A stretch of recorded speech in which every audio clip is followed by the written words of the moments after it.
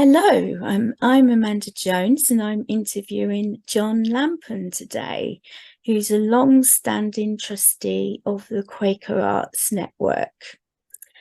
So, welcome, John, and thank you for joining me in this interview. Got some questions for you. So,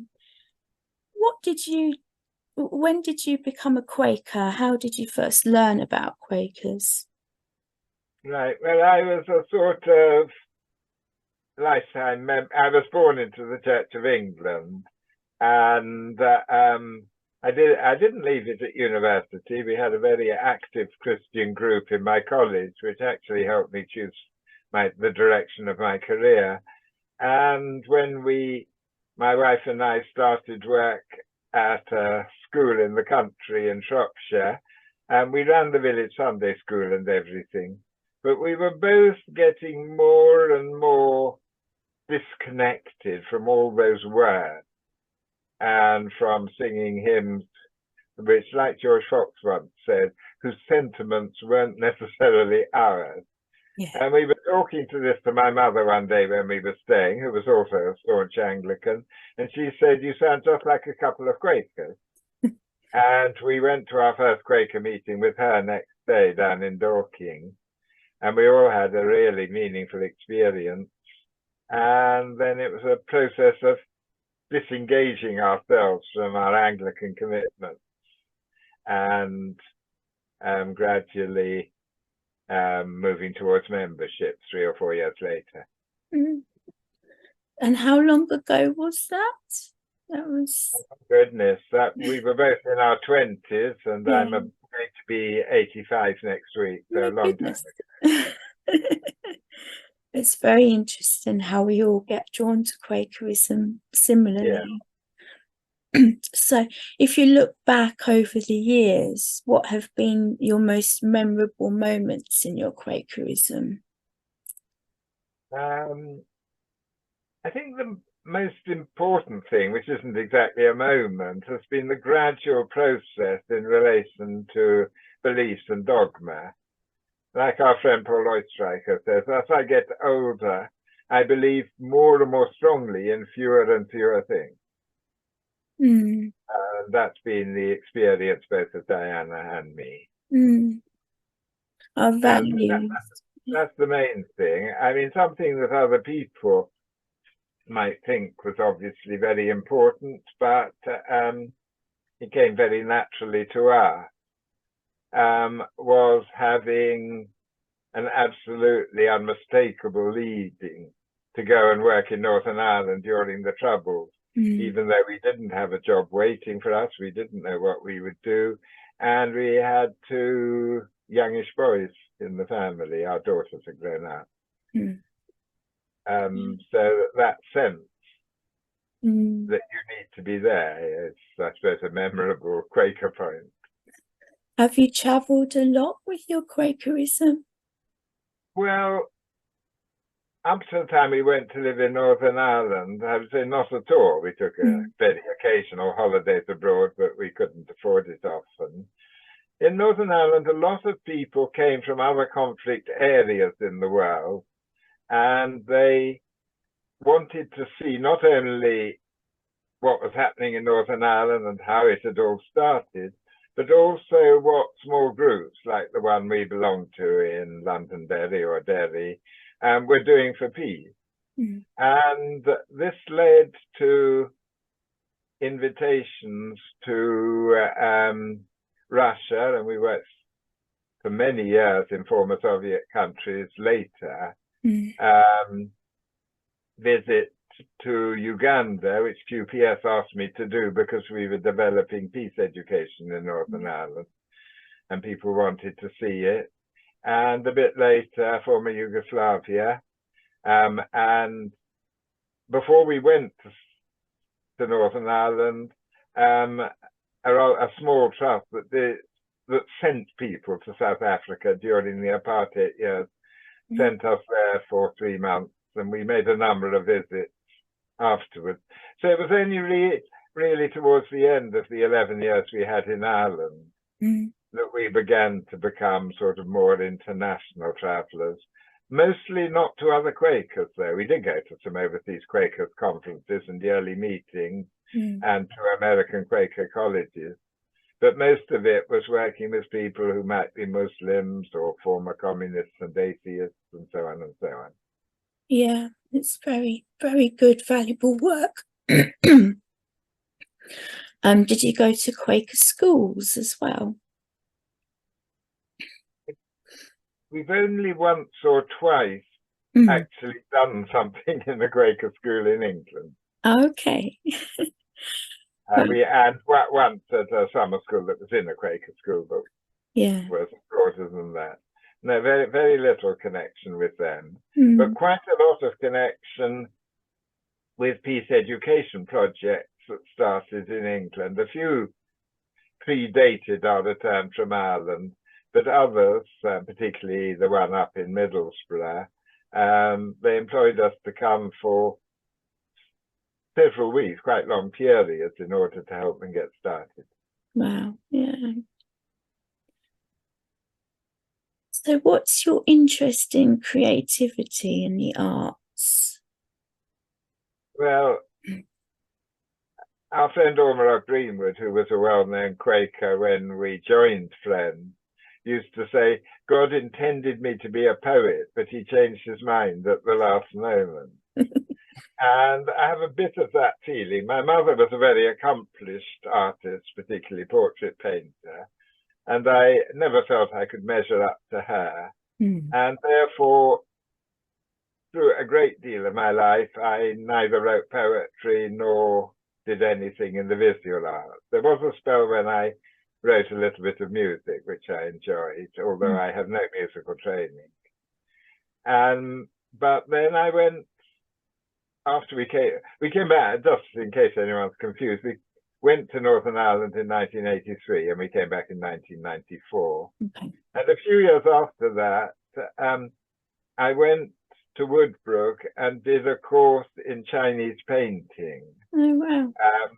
Not the sort of 3 brushstrokes and you've got a horse, but what they call the meticulous style. And that somehow got me feeling that I can paint if I want to. And so I started doing that. But Chinese painting in that way takes a lot of time and concentration. And so not long after, I also started doing quick sketches as I was around. And so what I've mainly been doing, apart from a few experiments, is I've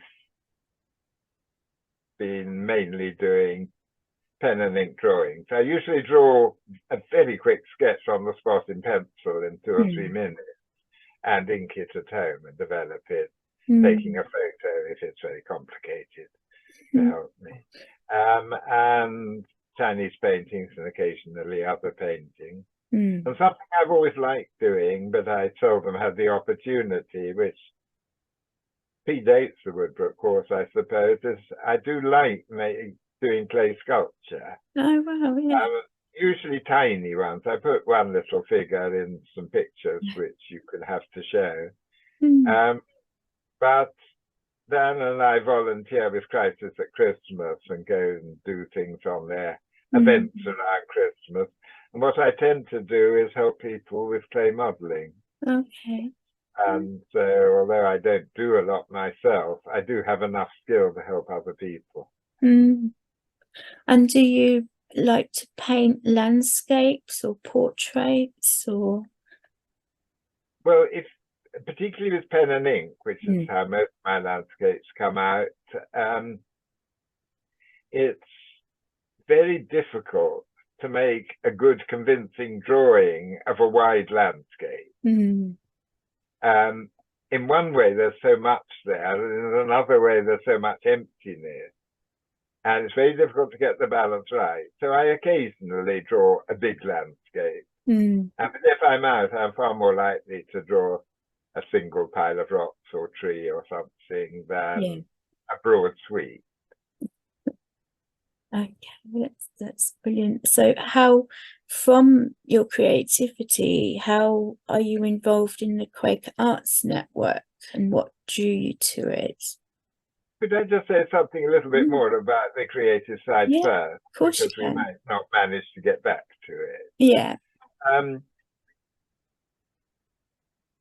Drawing for me, or painting, or modeling, I wouldn't directly call it a form of worship, but it's an activity which helps me in the way that worship does. And the reason is I'm really a pretty verbal person, and I'm a very quick thinker, so I sort of come up with ideas before the poor person who's asking for advice has finished speaking. At least I try not to, but I have a tendency to. And so drawing takes me into a completely different mode of thinking, which is partly exercise for my mind and it's partly rest for my mind. And so it is a spiritual practice, even though I would say worship is a different spiritual practice.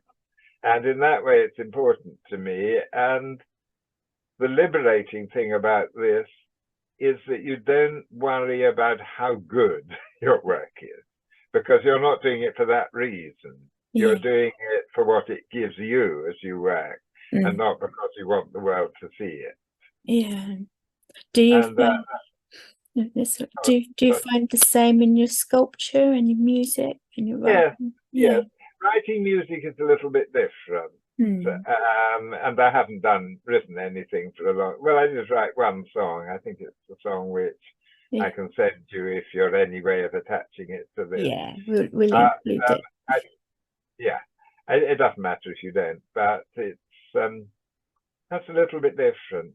But with drawing, Michelangelo once said that drawing is the intellectual side of art and colour is the emotional side. Oh, that's interesting. But although it's not 100% true, I think there's a lot of truth in it. Drawing, you have to discover how I sometimes think of it as calligraphy. Expresses something which is actually solid and three-dimensional and colours and everything else. And so your mind is working on how do I translate that into a simple line, because I use very little shading in my drawing. I do have a set of sort of grey smudgy felt pens in different hues, and I do sometimes use them. But the majority of my drawings, if I want to suggest form or shadow, I do it just by hatching, by line stroke. And so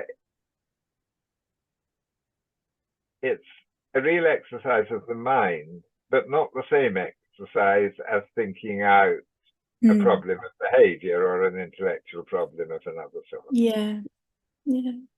And do you become really immersed in what you're doing? Does it work as a mindful activity as well as a spiritual one?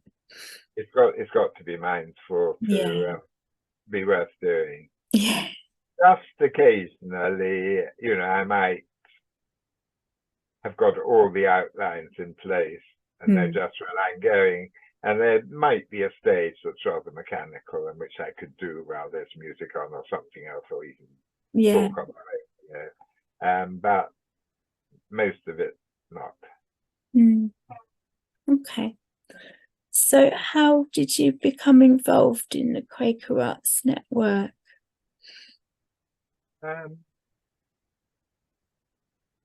I can't quite remember. Linda might. I think she possibly approached me, or perhaps it was just something they put out that approached me. And well, I just sort of thought, as I'm trying to cut down on other more official activities and so on, this might be something I could help with.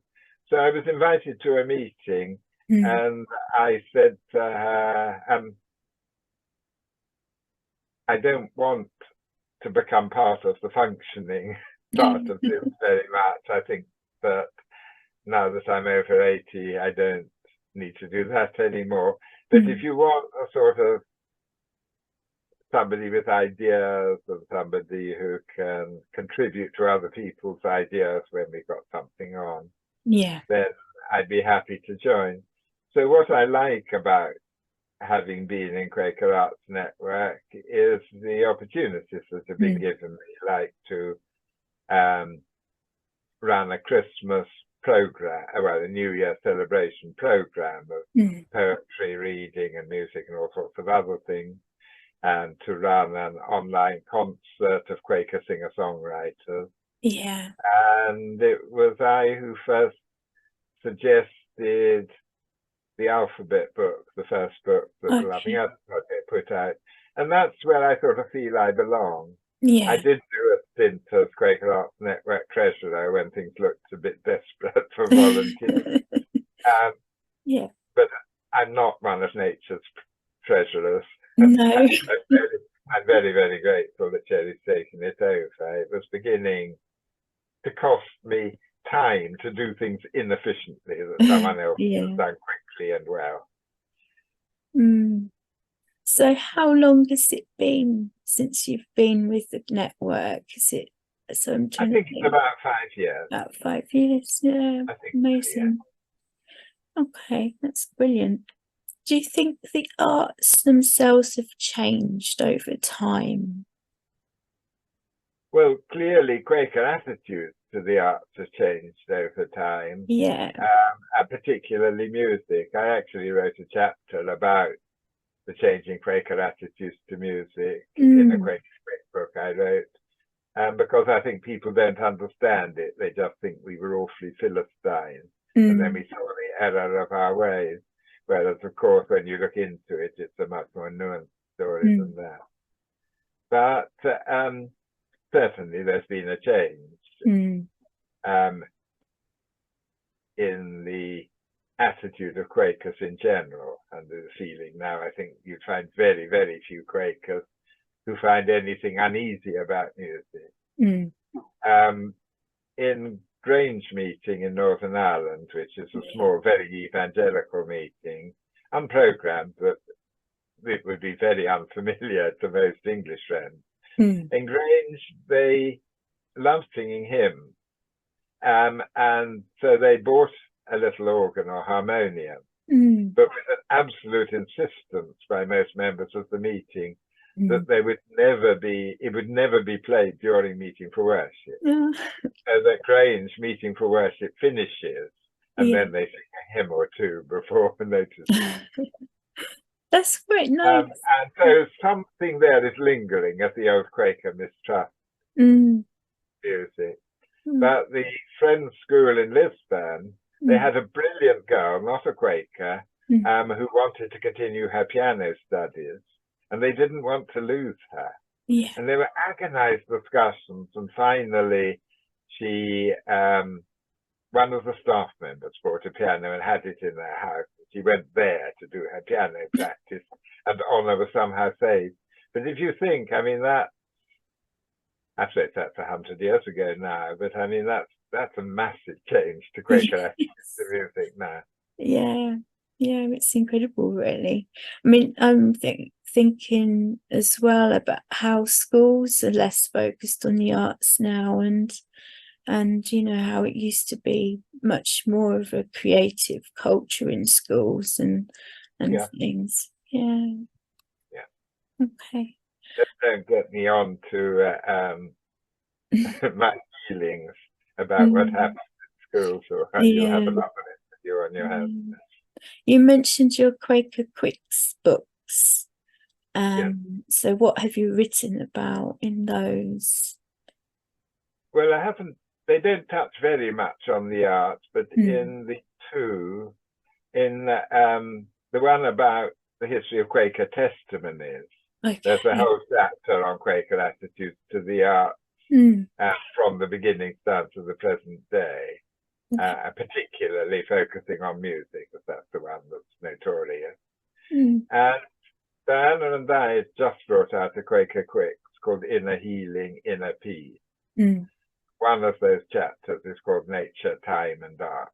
And that's about the spiritual nourishment that art can give us, either contemplating it or doing it. Yeah, I think that's very important. So, Yeah. yeah. Do you have a favourite art or skill? Well, I'm not sure about this. I think that really my skill is with words. Yeah, okay.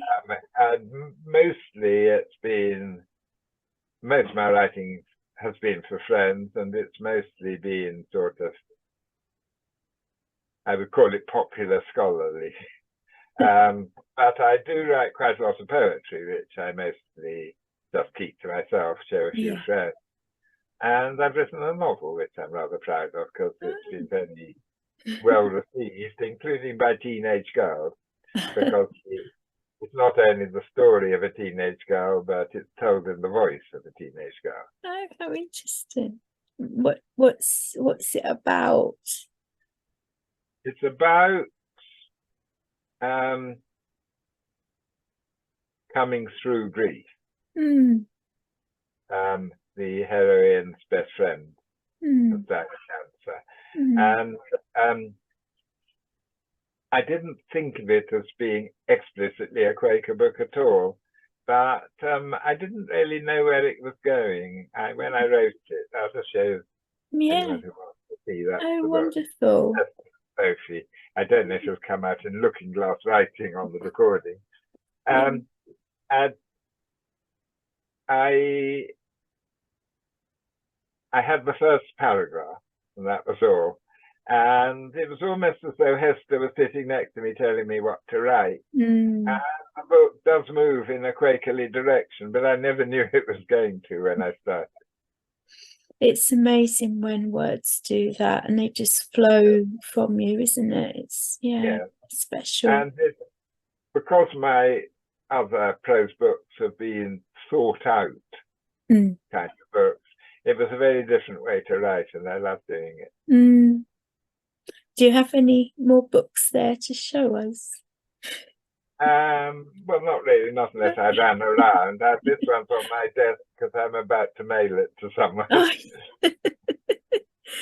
I love seeing the covers. But I think I would recommend it because so many people have loved it. Some said they made them cry. And I sent a copy to a girl, an 18-year-old girl in Uganda, who's a great friend of mine, and her younger sister wrote it. Sorry, read it. And was so inspired that she sat down and wrote a novel. Did she read?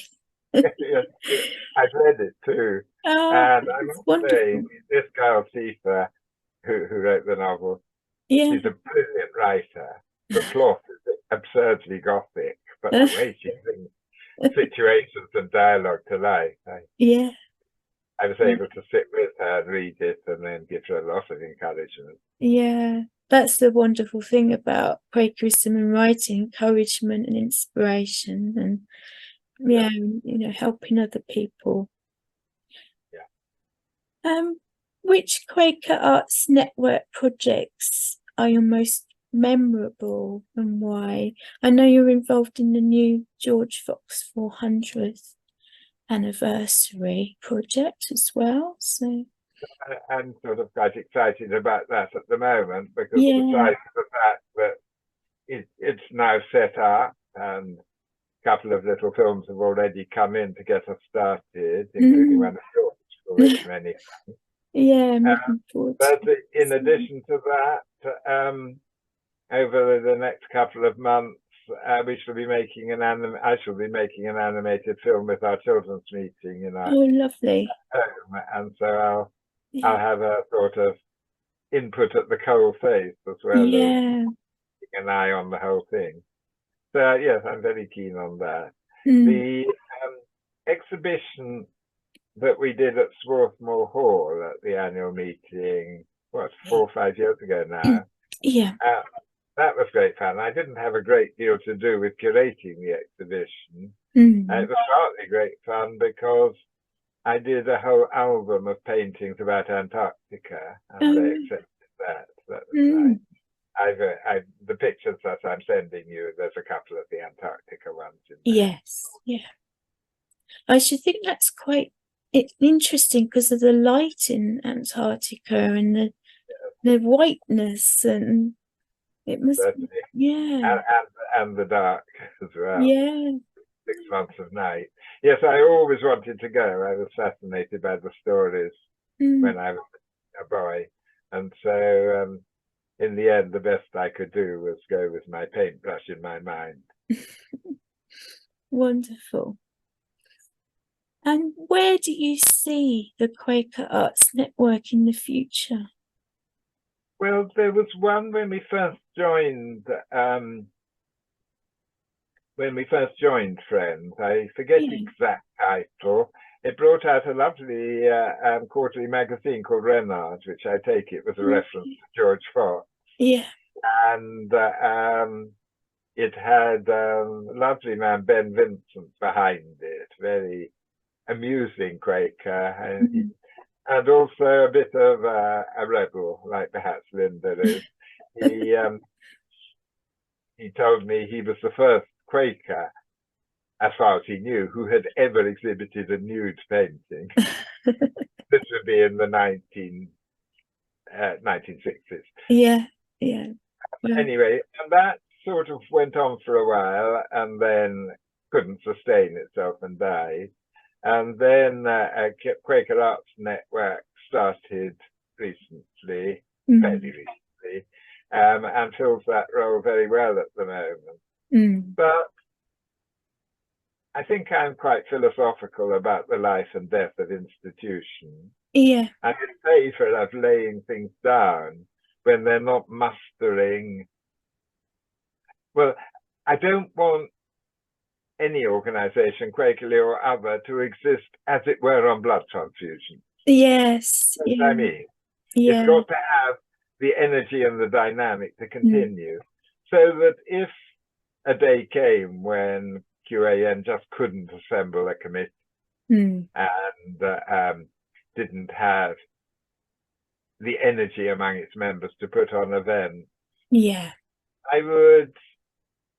I would be sad, but not horrified if it went, knowing that at some point in the further future, provided friends survive, something would renew itself and come up again. Yeah. One of the quotations I like from Jesus is where he says to the Jews, God is able from the stones to raise up children unto Abraham. In other words, if you don't do the job, never mind. It will get done. Yes. And I feel that with the spirit. I feel it with Quakers as a whole. As if Quakers as an institution dwindled and became nothing much. Never mind, the spirit doesn't need Quakers, even if it's using them at the moment. No, that's very true, John. Yeah. So my philosophy about the future of QAN is be there, put all the energy into it you can, keep it going as long as it really looks viable. And if you need to lay it down with a sense of gratitude and not feeling this is a tragedy. Yes. Well, that has been absolutely wonderful, John, to hear about all your inspirations and intuition into the arts and Quakerism. Have you got any more things you'd like to talk about? I think we've covered things that I thought about beforehand. You can always get me talking, but that feels like quite a nice conversation and not too huge when you try and get it down on screen or paper. No, that's been lovely. Well, thank you ever so much, John, for joining me in the interview. And we look forward to doing some more interviews, and I will put this together. Okay, thank you. Okay, bye.